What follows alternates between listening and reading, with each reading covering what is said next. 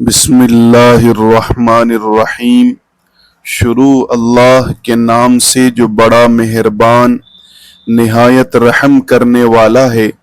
میرے پیارے بھائیوں اور بہنوں، اگر آپ تہجد پڑھنے کی خواہش رکھتے ہیں لیکن رات کو آنکھ کھلنے کے بعد سستی، نیند اور نفس کی خواہش آپ کو دوبارہ بستر میں پہنچا دیتی ہے تو آج کی یہ بات آپ کے لیے بہت اہم ہے، کیونکہ تہجد صرف چند رکعتیں پڑھنے کا نام نہیں بلکہ یہ اپنے نفس اور شیطان کے مقابلے میں اللہ تعالی کی طرف قدم بڑھانے کا نام بھی ہے۔ اور آج ہم ایک ایسا سبق آموز واقعہ بھی سنیں گے جس سے معلوم ہوگا کہ ایک بزرگ نے شدید سستی اور تھکاوٹ کے باوجود تہجد کیسے ادا کی۔ پھر یہ بھی سمجھیں گے کہ تہجد کا بہتر طریقہ کیا ہے، وتر کب پڑھنا چاہیے، نماز میں خشوع و خضوع کیسے پیدا کیا جائے، اور فرض نماز کے بعد اجتماعی دعا کے بارے میں علماء کی کیا تفصیل ہے۔ اس لیے اس مضمون کو آخر تک ضرور سنیے گا۔ تہجد کا بہتر طریقہ یہ ہے کہ انسان پہلے رات کو سوئے، کچھ دیر آرام کرے اور پھر رات کے آخری حصے میں بیدار ہو کر تہجد ادا کرے۔ نبی کریم صلی اللہ علیہ وسلم سے تہجد کی مختلف رکعتیں منقول ہیں، اس لیے 8 رکعتوں کا معمول بنانا بہت اچھا ہے۔ لیکن اگر کوئی شخص 2 رکعت پڑھتا ہے، 4 رکعت پڑھتا ہے یا 6 رکعت پڑھتا ہے تو وہ بھی نفل نماز ادا کر رہا ہے، اور جو شخص اس سے زیادہ نفل پڑھنا چاہے وہ بھی پڑھ سکتا ہے۔ اصل مقصد یہ ہے کہ انسان اپنے رب کے سامنے رات کی تنہائی میں کھڑا ہو، اپنے گناہوں کی معافی مانگے، اللہ تعالی سے تعلق مضبوط کرے اور اپنی زندگی میں عبادت کا معمول پیدا کرے۔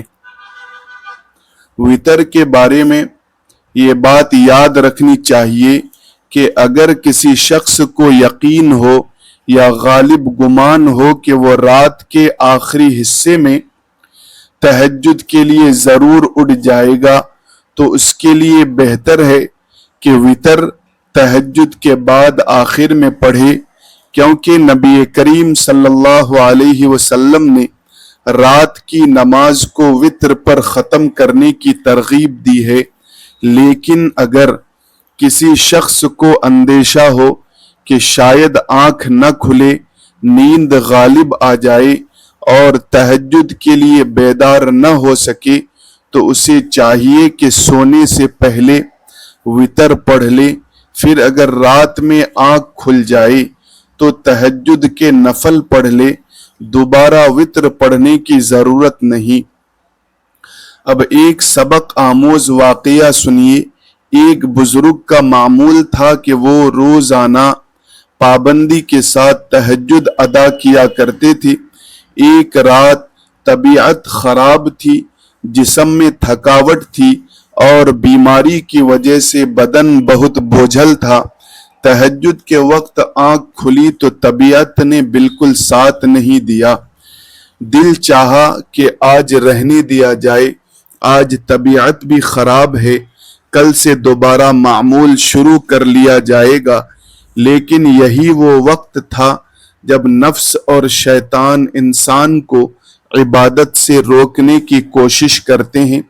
ان بزرگ نے رات کو نماز کی تیاری پہلے سے کر رکھی تھی، مصلی بھی تیار تھا، کیونکہ عبادت کے لیے پہلے سے تیاری کرنا انسان کو سستی سے بچاتی ہے۔ اگر انسان بیدار ہونے کے بعد مصلی تلاش کرے، کپڑے تلاش کرے، وضو کی تیاری کرے اور پھر نماز کے بارے میں سوچے تو شیطان کے پاس بہانے بنانے کے لیے بہت مواقع آ جاتے ہیں۔ وہ کہتا ہے کہ ابھی کیوں اٹھ رہے ہو، थोड़ी देर और सो जाओ, रात तो बहुत बाकी है, आज तबीयत खराब है, आज तहज्जुद छोड़ दो, कल पढ़ लेना। इंसान को ये बात समझनी चाहिए कि शैतान हमेशा इंसान को एकदम बड़े गुनाह की तरफ नहीं ले जाता, बल्कि अक्सर छोटी सी सुस्ती से आगाज करता है। वो कहता है कि सिर्फ आज नहीं पढ़ते, रोजाना तो पढ़ते हो, एक दिन छोड़ने से क्या फर्क पड़ेगा। फिर अगले दिन भी यही ख्याल आ सकता है। फिर चंद दिन बाद इबादत का मामूल कमजोर होने लगता है। कभी वो ये धोखा देता है कि तहज्जुद तो फर्ज नहीं है, आज न पढ़ो तो कोई मसला नहीं।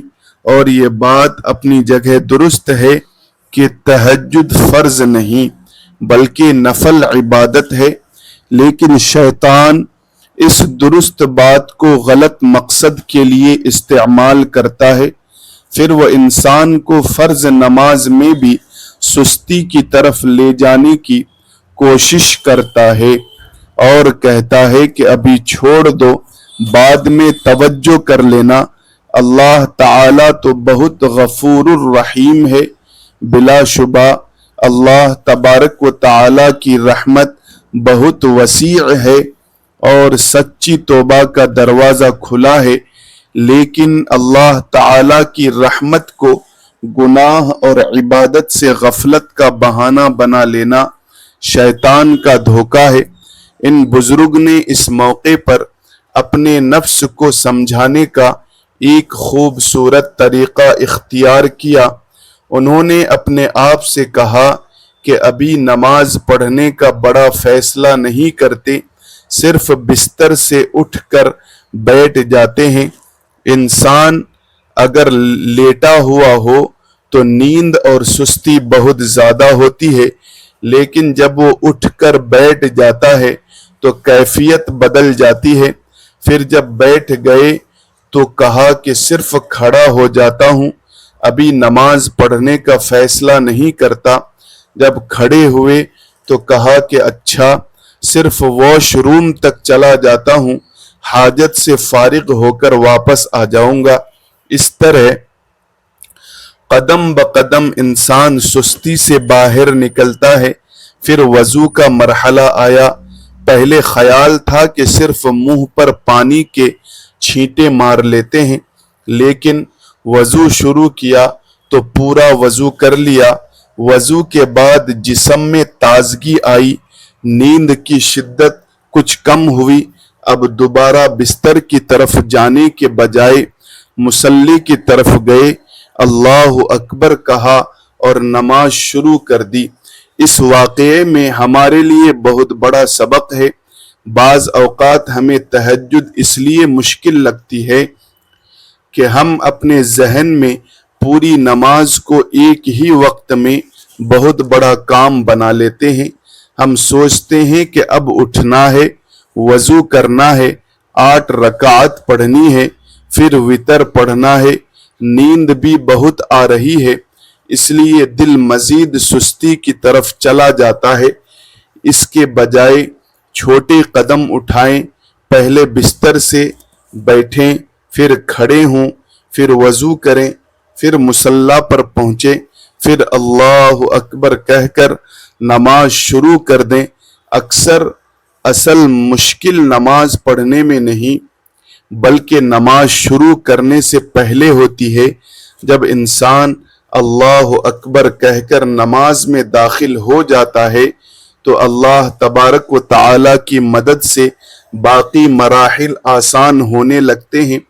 इसी तरह रात को सोने से पहले अलार्म लगा लेना, मुसल्ला तैयार रखना, वजू की जगह और कपड़ों का इंतजाम कर लेना और अपने जहन में तहज्जुद का पक्का इरादा करना भी बहुत फायदा मंद है।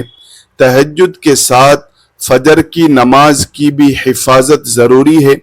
तहज्जुद नफल है लेकिन फजर फर्ज है, इसलिए अगर किसी दिन तहज्जुद रह भी जाए تو فجر کی نماز ہرگز نہیں چھوڑنی چاہیے۔ شیطان اگر تہجد کی سستی کے ذریعے فجر تک پہنچانے کی کوشش کرے تو اس کی چال کو سمجھنا چاہیے۔ جو شخص تہجد کے لیے اٹھنے کی کوشش کرتا ہے اس میں فجر کے لیے بیدار ہونے کی عادت بھی مضبوط ہو سکتی ہے، لیکن اصل کامیابی یہ ہے کہ پانچوں فرض نمازیں اپنی جگہ محفوظ رہیں۔ اب نماز کے ایک اور اہم پہلو کی طرف آئیے اور وہ ہے خشوع و خضوع۔ قرآن کریم میں اللہ تبارک و تعالی نے کامیاب اہل ایمان کی صفات بیان کرتے ہوئے فرمایا والذین هم فی صلاتهم خاشعون، ترجمہ، اور وہ لوگ جو اپنی نماز میں خشوع اختیار کرتے ہیں۔ خشوع کا مطلب یہ ہے کہ انسان نماز کے اندر اپنے دل اور جسم کو اللہ تبارک و تعالی کی طرف متوجہ رکھنے کی کوشش کرے۔ یہ بات درست ہے کہ انسان کا دل ہر وقت مکمل طور پر قابو میں نہیں رہتا۔ نماز میں دنیا کے خیالات آ سکتے ہیں، کاروبار کا خیال آ سکتا ہے، گھر کی باتیں یاد آ سکتی ہیں، لیکن انسان کو کوشش ضرور کرنی چاہیے۔ کم از کم اپنے جسم کو تو قابو میں رکھا جا سکتا ہے۔ نماز کے دوران بلا ضرورت بار بار کپڑے درست کرنا، ناک یا کان میں انگلی ڈالنا، ادھر ادھر دیکھنا، جسم کو بار بار حرکت دینا یا ایسی چیزیں کرنا جن کی نماز سے کوئی ضرورت نہیں، ان سے بچنا چاہیے۔ نماز سے پہلے اگر چشمہ اتارنا ہے تو پہلے اتار لیں، کپڑے درست کرنے ہیں تو پہلے درست کر لیں، بیلٹ ٹھیک کرنی ہے تو پہلے ٹھیک کر لیں، پھر نماز کے لیے کھڑے ہوں تاکہ نماز کے دوران غیر ضروری حرکات سے بچ سکیں۔ بعض لوگوں کو نماز شروع کرتے ہی مختلف چیزیں یاد آنے لگتی ہیں، کبھی خارش شروع ہو جاتی ہے، کبھی کپڑے کی فکر، کبھی جیب کی فکر، کبھی چشمے کی فکر، کبھی کسی چیز کو سیدھا کرنے کی فکر۔ اس لیے نماز سے پہلے ضروری تیاری کر لینا بھی خشوع کے حصول میں مدد دیتا ہے۔ نماز دراصل اللہ تبارک و تعالی کے سامنے کھڑے ہونے کا نام ہے، اس لیے انسان کو یہ احساس پیدا کرنا چاہیے کہ میں دنیا کے تمام کام کچھ دیر کے لیے چھوڑ کر اپنے رب کے سامنے حاضر ہوں۔ اب فرض نماز کے بعد دعا کے مسئلے کو سمجھتے ہیں۔ نماز کے بعد ذکر و دعا کی بڑی اہمیت ہے اور نبی کریم صلی اللہ علیہ وسلم سے فرض نماز کے بعد مختلف اذکار منقول ہیں، مثلاً اللہم انت السلام ومنک السلام تبارکت یا ذا الجلال والاکرام۔ اسی طرح بعض دوسری دعائیں اور اذکار بھی احادیث میں منقول ہیں۔ آیت الکرسی کی تلاوت کی فضیلت بھی احادیث میں بیان ہوئی ہے۔ اس سے معلوم ہوتا ہے کہ فرض نماز کے بعد ذکر، تسبیح اور دعا کا موقع موجود ہے۔ یہاں ایک اہم فرق سمجھنا ضروری ہے کہ دعا صرف ہاتھ اٹھانے کا نام نہیں ہے۔ نبی کریم صلی اللہ علیہ وسلم سے منقول مخصوص کلمات بھی دعا ہی کہلاتے ہیں، جیسے مسجد میں داخل ہونے کی دعا، مسجد سے نکلنے کی دعا، اذان کے بعد کی دعا اور نماز کے بعد کے مسنون اذکار۔ اس لیے جب یہ کہا جائے کہ نماز کے بعد دعا کی فضیلت ہے تو اس کا مطلب صرف یہ نہیں کہ ہر مرتبہ ہاتھ اٹھا کر اجتماعی دعا ہی کی جائے، بلکہ مسنون اذکار اور منقول دعائیں بھی اس میں شامل ہیں۔ بعض اہل علم نے دبیر الصلاۃ یعنی نماز کے بعد کے الفاظ کو نماز کے آخری حصے کے معنی میں بھی لیا ہے، یعنی تشہد، درود شریف اور سلام سے پہلے دعا کرنا، اور اس بارے میں بھی فقہا کی تفصیل موجود ہے، لیکن سلام پھیرنے کے بعد نبی کریم صلی اللہ علیہ وسلم سے جو اذکار منقول ہیں ان میں اللہم انت السلام و منک السلام خاص طور پر معروف ہے۔ حضرت عائشہ رضی اللہ عنہا کی روایت سے معلوم ہوتا ہے کہ نبی کریم صلی اللہ علیہ وسلم سلام پھیرنے کے بعد اتنی دیر بیٹھتے تھے جتنی دیر میں یہ دعا پڑھی جا سکے، پھر آپ اٹھ جاتے تھے۔ اس سے بعض اہل علم نے یہ سمجھا کہ سلام کے بعد فوری طور پر مسنون ذکر کیا جائے اور پھر سنت نماز کی طرف متوجہ ہوا جائے، جبکہ بعض اہل علم نے نماز کے بعد دیگر مسنون اذکار مکمل کرنے کو ترجیح دی ہے۔ یہ علماء کے درمیان فقہی اختلاف ہے، اس لیے اس اختلاف کو جھگڑے کا سبب نہیں بنانا چاہیے۔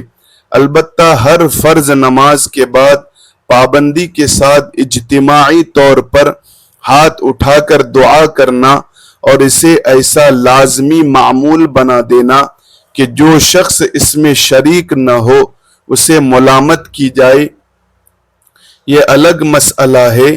ایسی مخصوص کیفیت یعنی ہر نماز کے بعد باقاعدگی کے ساتھ اجتماعی ہاتھ اٹھانے کا التزام نبی کریم صلی اللہ علیہ وسلم اور صحابہ کرام رضی اللہ عنہم سے اس طرح کثرت کے ساتھ منقول نہیں، جس طرح پانچوں نمازوں کے ساتھ یہ معمول ہمارے بعض علاقوں میں پایا جاتا ہے۔ اسی لیے بہت سے اہل علم نے اس التزام کو سنت مؤکدہ یا لازم معمول قرار نہیں دیا۔ فقہ حنفی، شافعی، مالکی اور حنبلی کے فقہی ذخیرے میں بھی ہر فرض نماز کے بعد اجتماعی دعا کو اس انداز میں لازم سنت قرار نہیں دیا گیا۔ بر صغیر میں البتہ یہ معمول بہت سی مساجد میں عام ہو گیا ہے، اور ہمارے بعض اکابر نے عوام کے حالات اور فتنہ سے بچنے کی مصلحت کے پیش نظر اس معاملے میں سختی کے بجائے حکمت اور تدریج کو اختیار کیا۔ اس کی وجہ یہ بھی ہے کہ اگر کوئی چیز عوام میں بہت زیادہ رائج ہو چکی ہے اور اسے ایک دم ختم کرنے کی کوشش کی جائے تو بعض اوقات ایک چھوٹے فقہی مسئلے سے بڑا اختلاف پیدا ہو جاتا ہے، لوگ ایک دوسرے کو برا بھلا کہنے لگتے ہیں، مسجدوں میں گروہ بندی شروع ہو جاتی ہے اور اصل مقصد یعنی نماز اور اللہ تعالی کی عبادت پیچھے رہ جاتی ہے۔ اس لیے علماء کو چاہیے کہ ایسے مسائل میں محبت، حکمت اور تدریج کے ساتھ لوگوں کی اصلاح کریں۔ ایک چیز کا فی نفسہ جائز ہونا اور اسے لازمی سنت سمجھنا دونوں ایک جیسی باتیں نہیں ہیں۔ دعا مانگنا تو عبادت ہے۔ انسان فرض نماز کے بعد اللہ تعالی سے اپنی ضرورت مانگ سکتا ہے، اپنے والدین کے لیے دعا کر سکتا ہے، اپنی اولاد کے لیے دعا کر سکتا ہے، رزق، صحت، ہدایت اور مغفرت مانگ سکتا ہے، لیکن کسی خاص طریقے کو اس حد تک لازم سمجھنا کہ جو اس پر عمل نہ کرے اسے ملامت کیا جائے، اس میں احتیاط ضروری ہے۔ اسی طرح اگر کوئی امام کبھی کبھار لوگوں کی تعلیم یا کسی خاص موقع پر اجتماعی دعا کر دے تو اسے فوراً فساد کا سبب نہیں بنانا چاہیے۔ مسئلہ اس وقت پیدا ہوتا ہے جب ایک ایسا عمل جس کی مخصوص کیفیت منقول نہیں اسے اس قدر لازم قرار دیا جائے کہ عوام کے نزدیک وہ نماز کا لازمی حصہ محسوس ہونے لگے اور جو شخص نہ کرے اسے غلط سمجھا جائے۔ علماء کے درمیان اس مسئلے میں مختلف آراء رہی ہیں، اس لیے عام مسلمانوں کو چاہیے کہ اپنے معتبر علماء سے مسئلہ سمجھیں، لیکن دوسرے مسلمانوں پر طعن و تشنیع سے بچیں۔ اسی طرح کسی مکتب فکر کی ہر بات کو صرف اس لیے غلط قرار دینا کہ وہ دوسرے مکتب فکر سے تعلق رکھتا ہے، یہ بھی علمی انصاف کے خلاف ہے۔ اگر کسی اہل علم کی بات دلیل کے مطابق درست ہو تو اسے درست کہنا چاہیے، اگر غلط ہو تو دلیل سے اس کی وضاحت کرنی چاہیے۔ قرآن و سنت کا تقاضا یہی ہے کہ انسان حق اور انصاف کو مقدم رکھے۔ فقہی اختلاف امت کی علمی تاریخ کا حصہ ہیں۔ بڑے بڑے ائمہ کرام کے درمیان بھی اجتہادی مسائل میں اختلاف ہوا، لیکن انہوں نے ایک دوسرے کی نیتوں پر حملے نہیں کیے۔ اس لیے اگر کسی مسئلے میں ایک عالم دین کی رائے ایک طرف ہے اور دوسرے عالم دین کی رائے دوسری طرف، تو عام مسلمان اپنے معتبر عالم کی پیروی کرے اور دوسرے کی توہین نہ کرے۔ تہجد کے مسئلے میں بھی یہی اعتدال ضروری ہے۔ کوئی شخص 8 رکعات پڑھتا ہے، کوئی 4 پڑھتا ہے، کوئی 2 پڑھتا ہے۔ اصل یہ ہے کہ نفل عبادت کو زندگی کا حصہ بنایا جائے۔